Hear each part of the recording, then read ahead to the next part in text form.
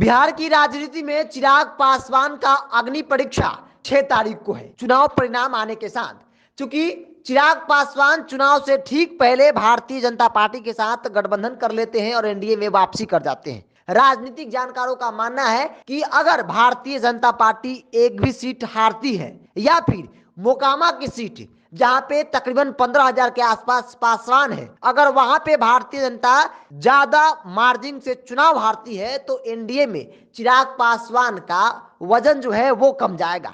क्योंकि मोकामा में 15,000 के आसपास पासवान समाज के लोग हैं और चिराग पासवान वहां पे रोड शो करते हैं और चिराग पासवान दावा करते हैं कि जो रोड शो में भीड़ उमड़ी वो मेरे जाने के बाद उमड़ी। तो ऐसे में हम लोग दोनों सीट मोकामा और गोपालगंज दोनों जीतेंगे। लेकिन उन दावों में हकीकत कितना है ये तो कल 6 तारीख को पता चलेगा। लेकिन एग्जिट पोल के अनुसार अगर हम कर रहे हैं तो चिराग पासवान मोकामा में उनका जलवा जो है वो कोई काम नहीं आया। क्योंकि मोकामा का पासवान ना तो बीजेपी के नाम पर वोट करता है और ना ही चिराग पासवान के नाम पर और ना ही आरजेडी और तेजस्वी यादव के नाम पर। मोकामा का पासवान अगर वोट करता है तो वो नाम है अनंत सिंह। अनंत सिंह के नाम पर मोकामा का पासवान वोट करता है। टाल के क्षेत्र में अच्छी खासी संख्या है और टाल पे अनंत सिंह का एक तरह से राजनीतिक तौर पे कब्जा है। कब्जा कहने का मतलब ये नहीं कि लाठी के बल पर वोट गिरवाते हैं, बल्कि वहां के लोगों के दिल में दिमाग में अनंत सिंह बसे हैं और यही बड़ी वजह है।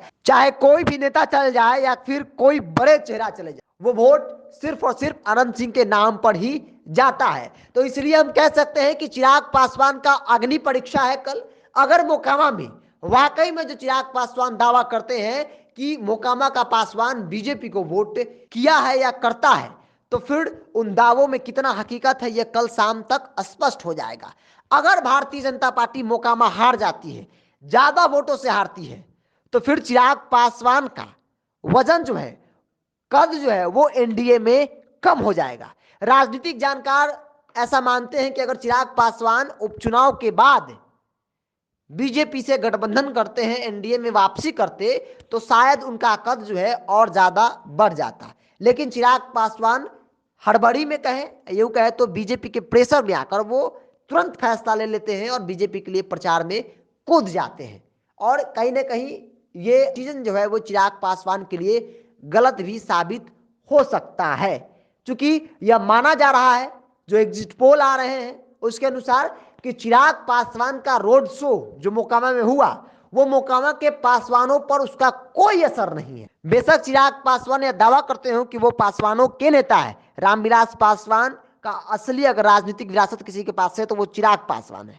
लेकिन उन दावों में कितना हकीकत है यह कल पता चलेगा। लेकिन एग्जिट पोल में चिराग पासवान का जलवा मोकामा के पासवानों पर कोई काम नहीं आ रहा है।